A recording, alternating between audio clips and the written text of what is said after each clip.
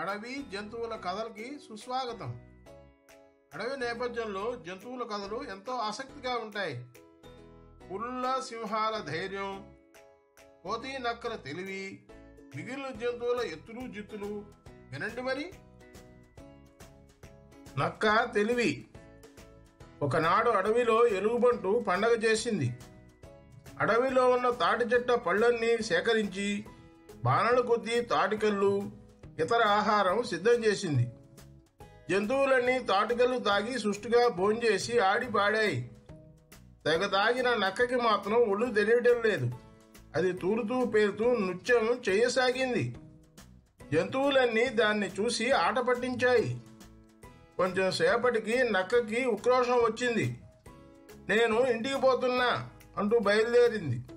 తెల్లారిపోదుగానిలే, ఈ రాత్రిపూట సింహం గుహ పక్కగా వెళ్ళటం అంత మంచిది కాదు అంది ఎలుగుబంటి. కానీ నక్కకి తాగిన తిక్క తలకెక్కింది. పాడు సింహం, చెత్త సింహం, దాన్ని ఎవరు లెక్క చేస్తాడు?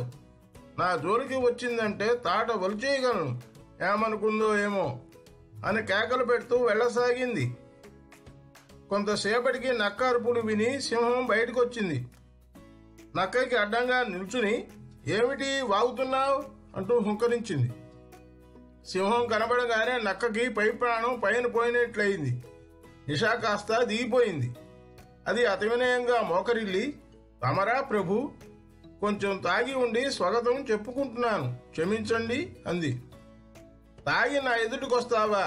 నీకు తగిన బుద్ధి చెప్తానుండు అంది సింహం. క్షమించాలి మహారాజా, ఈరోజు తమరి పుట్టినరోజు పండగ కదా, అందుకే అందరం కలిసి సంబరం చేసుకున్నాము, మమ్మల్ని మన్నించాలి అంది నక్క మరింత వినయంగా. ఓహో, అదే సంగతి, నేను మర్చిపోయాలే. సరేగాని ఇక నింపాదిగా వెళ్ళిరా అంటూ సింహం నక్క వీపు తట్టింది. ఉపాయంతో బయటపడ్డ నక్క బతుకు జీవుడా అనుకుని ఇల్లు చేరింది. ఫ్రెండ్స్, ఎంతో ఆసక్తికరంగా ఉండే మరిన్ని కథలు వినడానికి మా ఛానల్ సబ్స్క్రైబ్ చేసి బెల్ గుర్తులో ఆల్ అనే ఆప్షన్ నొక్కండి. మా కథల వివరాలన్నీ ముందుగా మీకే తెలుస్తాయి.